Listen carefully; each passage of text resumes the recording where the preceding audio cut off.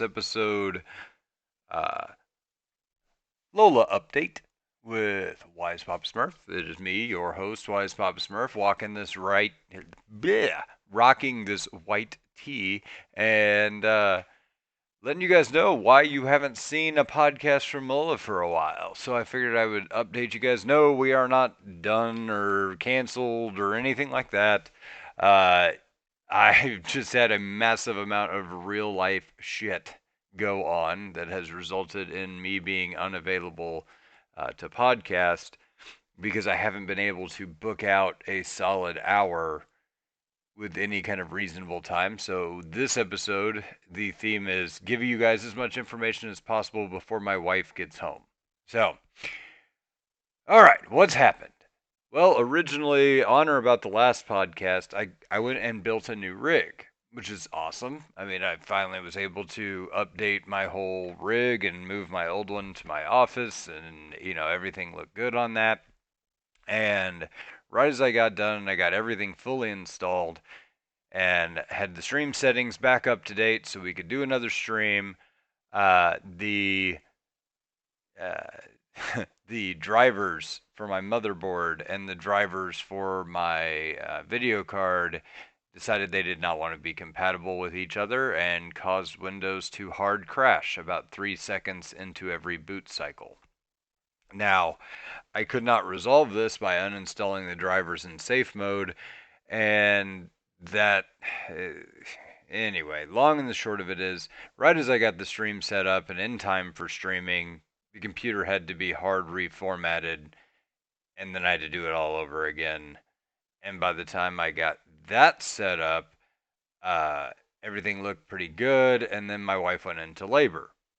And we had our third child on April 9th of this year. His name is Miles, and he is adorable, like his father.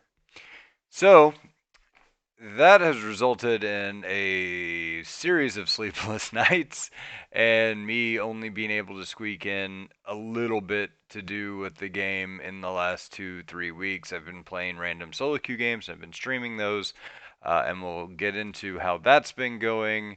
And that's going to be kind of the message for today after all the status update. But while I was gone, I attempted to get my other co hosts to do some things and see if they could put together an episode.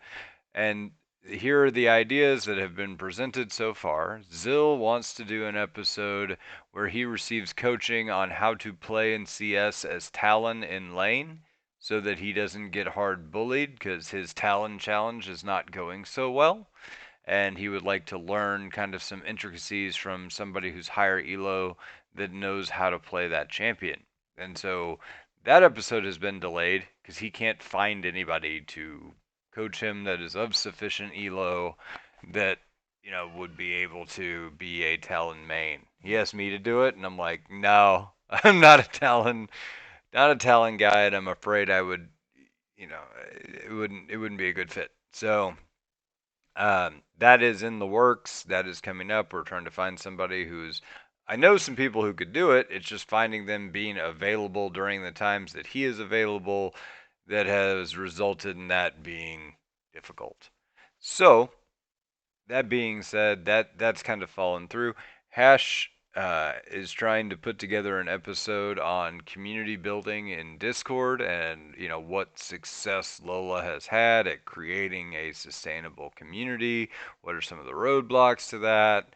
What are the kind of players that you want, and what can you expect from our community in Discord, and et cetera, et cetera.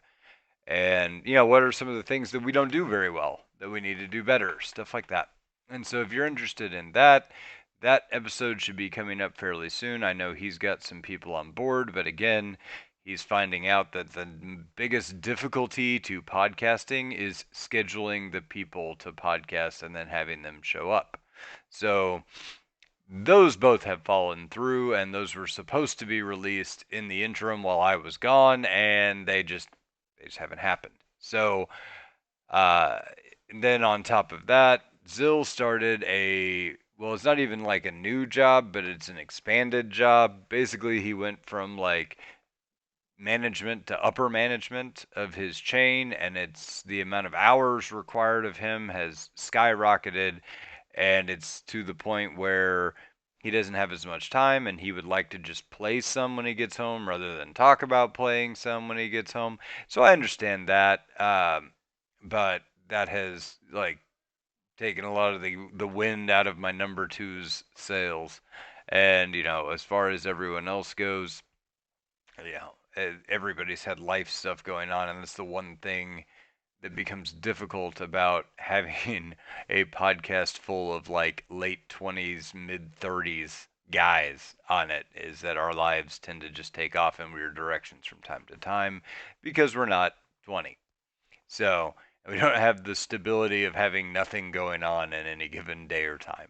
So that being said, not to dog on 20-year-olds, hey, that was like the best. So enjoy that while you're there, but we're not there anymore, is the long and the short of it. So um, consider this as well a call for podcasters. If you guys want to potentially be on the podcast and you want to try out or do something like that, hop in the Discord. Be a part of the LOLA Discord. Jump and join our community and talk to me about it. If you're an appropriate ELO and I feel like we can have a good conversation that's entertaining and doesn't circle itself and lasts for an appropriate amount of time with little to no scripting, then yeah, you may be a great fit for the podcast. That may actually work out pretty well. If not, then and you just want to try, that's cool too, man. Like there are some people that started off terrible and then by the end of it, you know,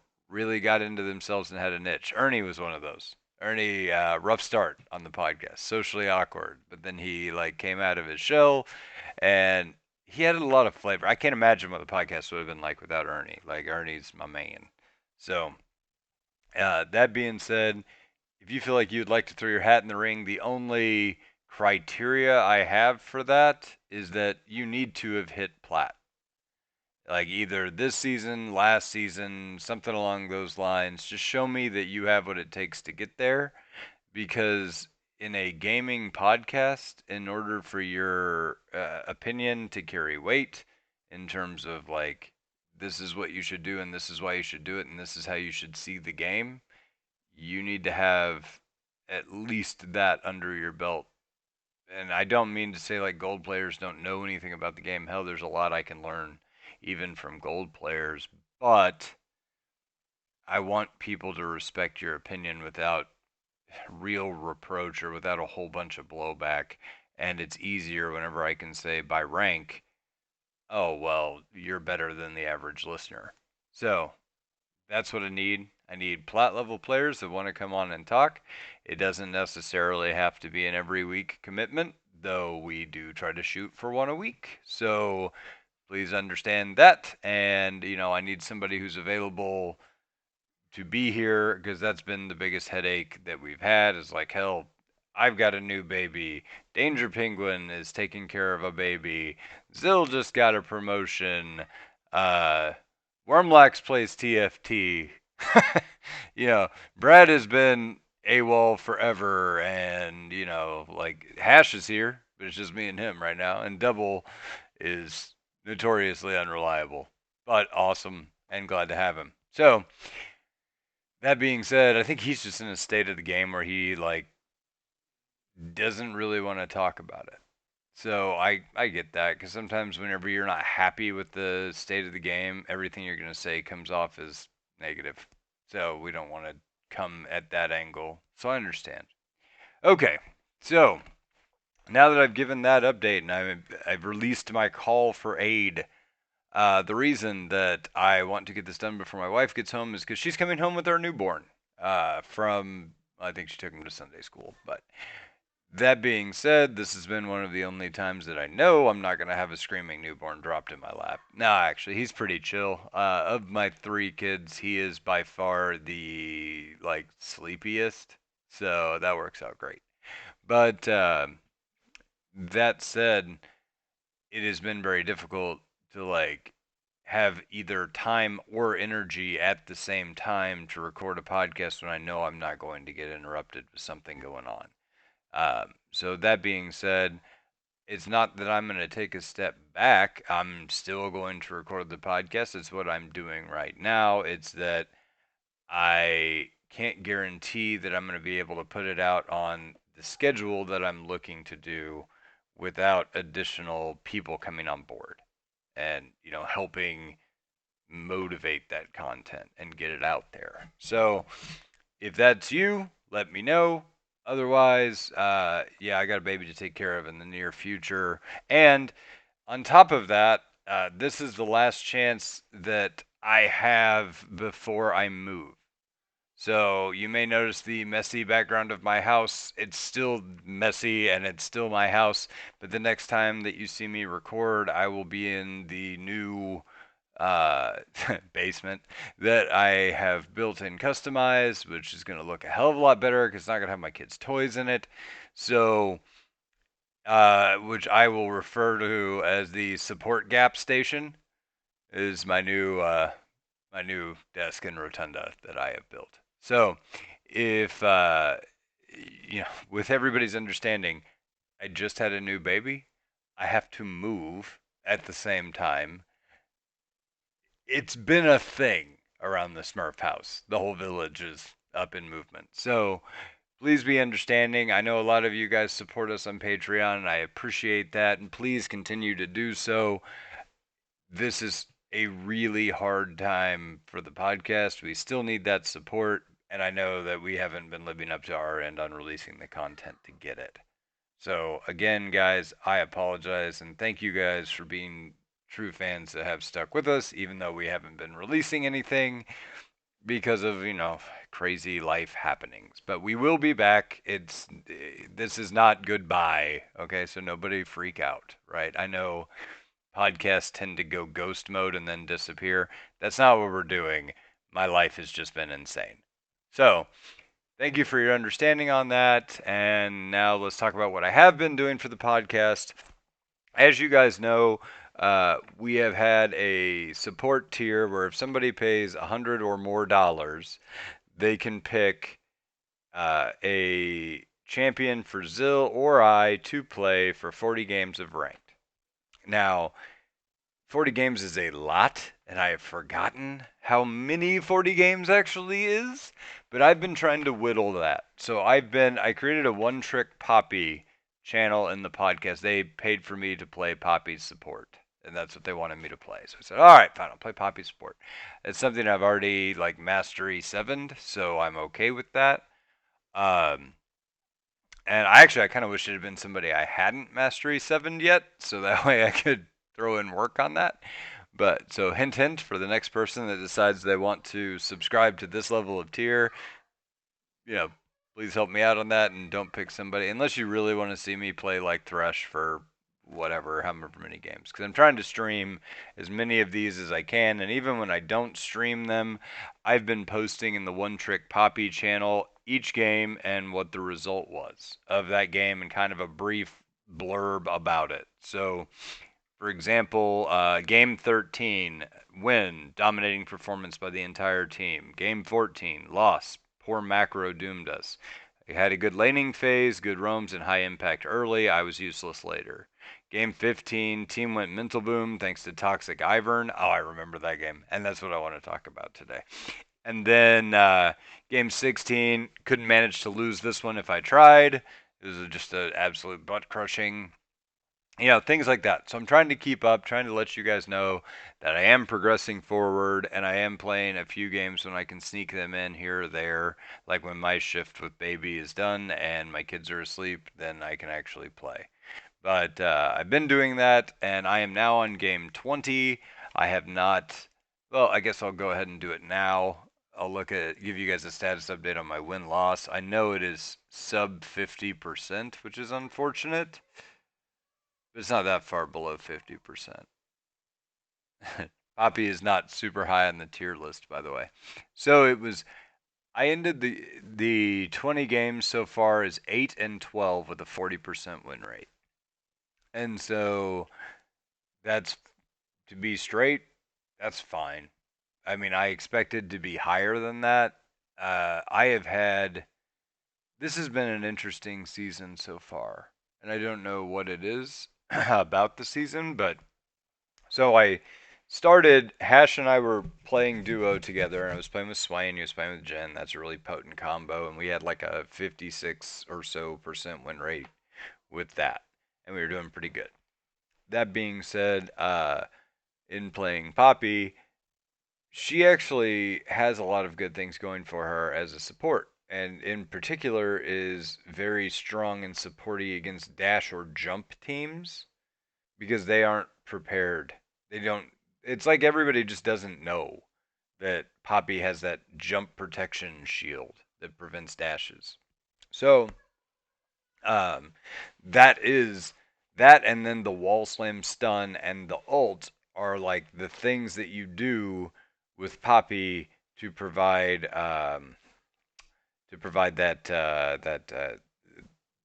the supportive element, like the stuns and the displacements and the things like that, the disruption element. Like that's where she brings that, right? So it's not that she's not good; she's just less straightforward, right? Like it's not a thresh hook, it's not a blitz hook, it's not a Nami bubble, it's not a Morgana binding, it's not a fill in the blank normal version of CC. It's closer, if anything, to Leona. Like that's how Poppy feels. Except the difference is Leona is better, unless there's a team full of dashers. So what I mean, Leona does what Poppy does with more consistency. If I go in with Leona in the middle of lane, I can get on you, stun you, you're gonna die because the damage is very high. With Poppy, it's the same thing, only I have to smash you against a wall or it does very little, right? So if I smash you into a wall, you will die. I mean, you are almost guaranteed to die. The amount of single target burst damage that Poppy does when smashing somebody into a wall early is incredible. Like it's amongst the highest of supports. I'd be because you get essentially double damage for the wall slam. So that is higher peak, much lower consistency, and I would prefer Leona for that reason, right? And then Leona's ult is arguably better than Poppy's because I can use it as more of an engage tool, whereas Poppy I have to use E for the engage tool. However, a fully charged Poppy ult can do some really stupid things that are fun.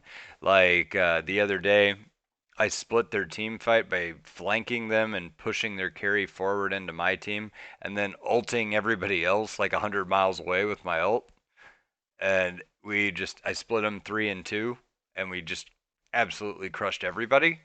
So that's not something a Leona can particularly do, which is all right. I mean, like I said, there's useful uniqueness to it, but most of the unique things Poppy can do that she brings to the table that no one else does is dash prevention. And if they don't have dashers on their team, you don't you get nothing out of that. So that's where she is kind of undeniably better than anyone else in that circumstance. Like if their team has an Aurelia or something, then their Aurelia is absolutely useless because the second she goes in, she's just standing still and then dies because she can't do anything. So that being said, Poppy support is niche.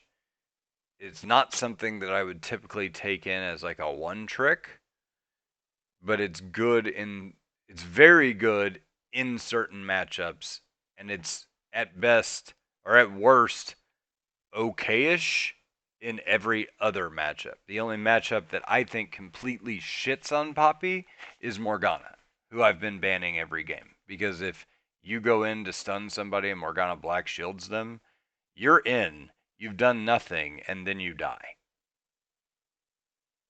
So, yeah, I mean, Leona can even deal with Morgana better, but Poppy cannot. The other problem with Poppy is that because of her wall slam, it's coded strange in that you can flash out of it. So like if I hit you with the slam and then you flash, and you flash before you hit the wall, you don't get stunned, and you're over there, and I don't do any damage to you on the follow up. And or if you Z Shadow or you do any of the other 3 million escape moves during the slam, you can get out of it, which is annoyingly poorly coded, I guess. And I think the idea there is that the W is supposed to disrupt that by preventing dashes, but Flash isn't a dash. Uh, so, I mean, that just feels like a hole or a bug that they've left in and is now a feature. They're like, oh, wow, you can escape Poppy with this bug. Because, I mean, displacements are supposed to make you immovable, right? Like, you're not supposed to be able to get out of those without, like, some sort of cleanse. And you don't need that anymore, which is annoying and makes my champion less functional. So that's been a thing. I've been trying to incorporate the shield throw as being something that I do more in lane uh, to harass because it has extra damage on it, and basically it's pretty good. So, like, Poppy's not on the top tier list of supports because she's real niche, but in her niche, she is top tier. It's just I'm having to play 40 games in a row, and that niche is not there every game. So, so far I am 8 and 12, 40% win rate. That sucks. But the reason I am 8 and 12, I could as easily have been 12 and 8. Um, but Mental Boom is playing a role this season that is statistically abnormally high for me, right? Like, keep in mind, my data comes from game 8 to game 20, right? Because that's where I started really writing what happened in the games and not just straight, like, win or loss, right? So, game 8 onward, I won game 8 and I hard carried it. They picked, and I said, this is exactly what I was talking about. I said, I hard carried that game. They picked so many dashing champions. That was, whoops. So that was super easy. Game 9, team went Mental Boom. I played pretty well until, like, the swirl around the toilet ended that game. Game 10, loss, Mental Boom by the team. Game 11, loss, ADC went Super Omega Mental Boom.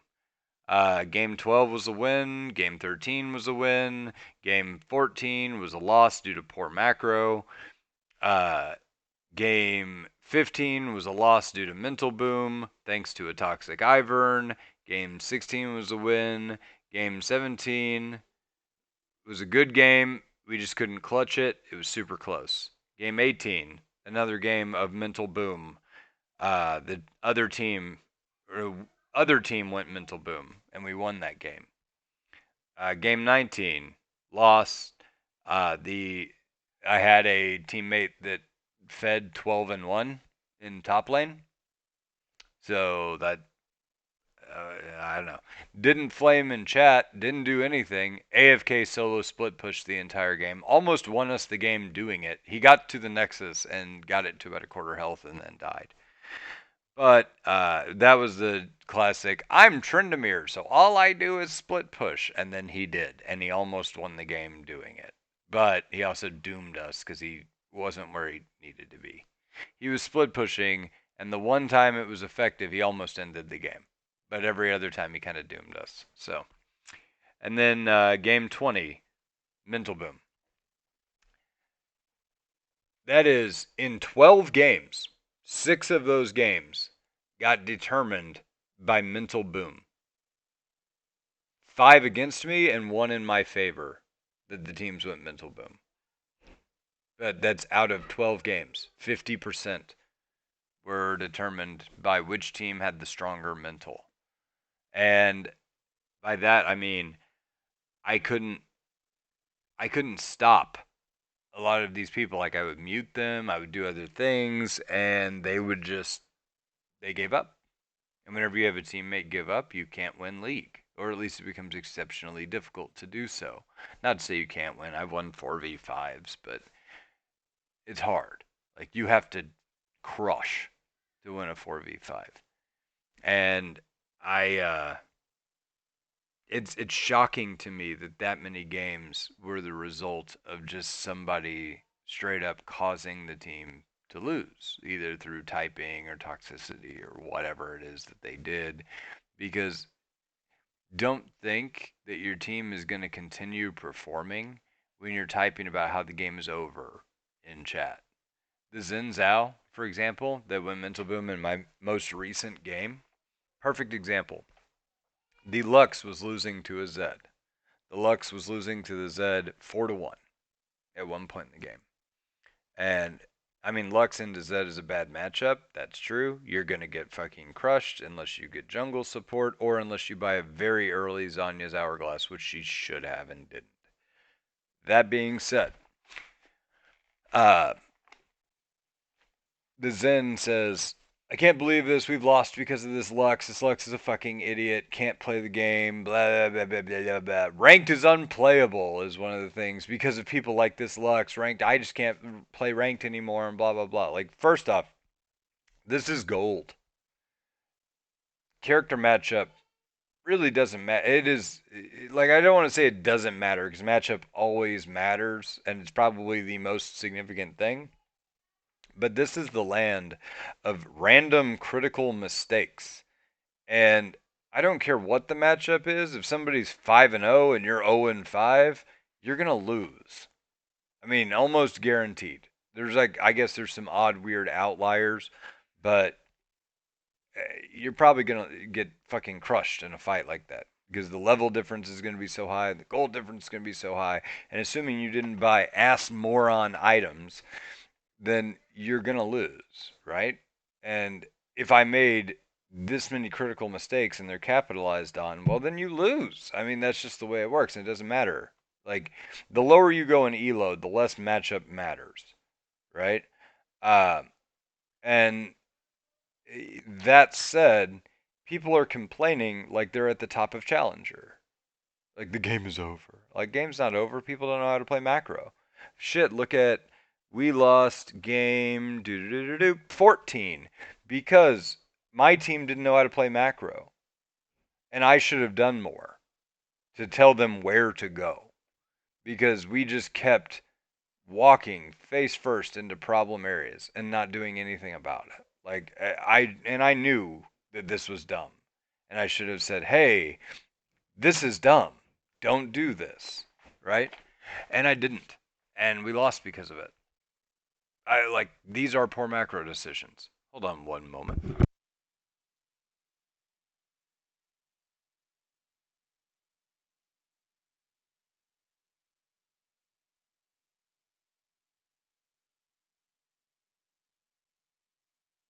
All right, my wife just got home. I got to wrap this thing up because I got to grab the baby. So, that being said, yeah, mental boom, right? And the irony is, while this guy is talking so much shit on this Lux, he is too. He's okay. He was 2-5. The Lux was 2-5-5. 2 kills, 5 deaths, 5 assists. That's not good. Your KDA is like 1.2 or something. Like, it's not good. But the Xin Zhao that was griefing us was 2-6-2, 0.8 KDA. And it was the Lux that was losing us this game. The Xin Zhao top, who was complaining that Lux made a poor champion selection. And the Xin Zhao top that's saying that he could not win the game because he got ganked once. Like, okay, so the jungler on their team did its job.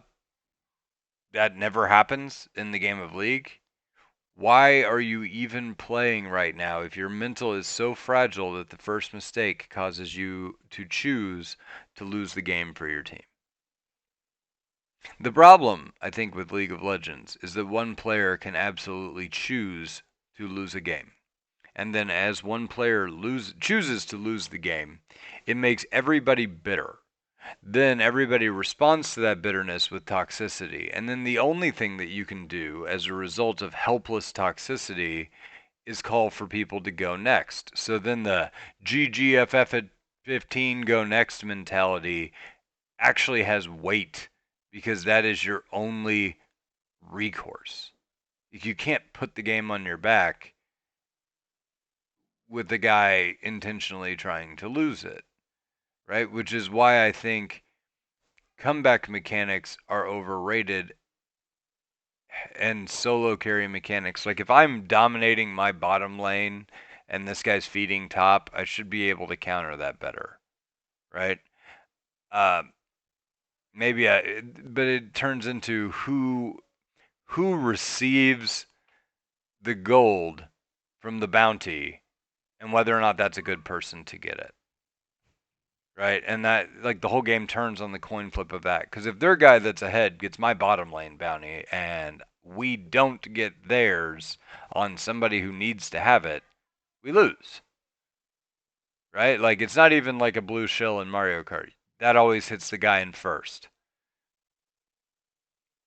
You know, it's inconsistent at best. But I don't even want to get in on that. All I'm saying is that I think a lot of the toxicity and mental boom that gets created is the result of a lack of options to actually deal with these problems. And I think that that results in a negative gameplay experience for a lot of people. Hey, Miles. So, this right here is the reason we have not had a podcast in a while. Right there, dude. So, taking care of this little fella. And with that, we're going to sign off. Good night, everybody!